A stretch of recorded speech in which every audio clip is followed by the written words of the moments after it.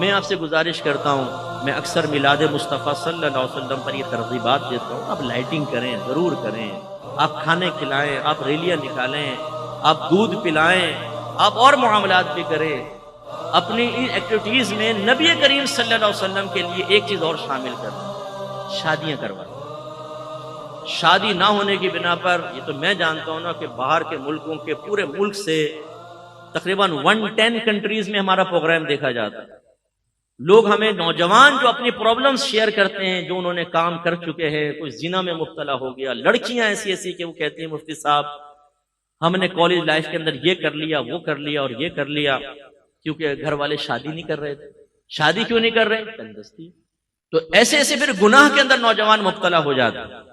تو ہم یہ گزارش کرتے ہیں کہ آپ کوشش کریں کچھ بچیوں کی شادی کر دیں، کچھ لڑکوں کی شادی کر دیں۔ میں نے ایک جگہ ترغیب دی، میں نے کہا بھئی آپ اگر 1 لاکھ کی لائٹنگ کرنا چاہتے ہیں، 25,000 کی لائٹنگ کریں، 75,000 میں 2 لڑکیوں کی شادی کر دیں، تو بیچاروں کا گھر بھی بس جائے گا، بعد میں بھی تھوڑی بہت کفالت آپ کر لیجیے گا وغیرہ وغیرہ۔ جب وہ بیان ختم ہوا تو ایک نوجوان مجھے ملا، کہنے لگا مفتی صاحب آپ کو لڑکیاں ہی نظر آتی ہیں؟ میں نے کہا کیا ہوا بھائی؟ کہنے لگا آپ نے یہ کیوں نہیں کہا کہ لڑکوں کی بھی شادی کروا دیں؟ میں دیکھیں جوان ہوں، اتنے عرصے سے بیٹھا ہوں، امی جان نے کہا ہوا ہے 5 لاکھ کما کر دے گا تو شادی ہوگی، نہ 5 لاکھ ہے نہ شادی ہو رہی ہے، تو ذرا ترغیب میں لڑکے بھی شامل کر لیا کریں۔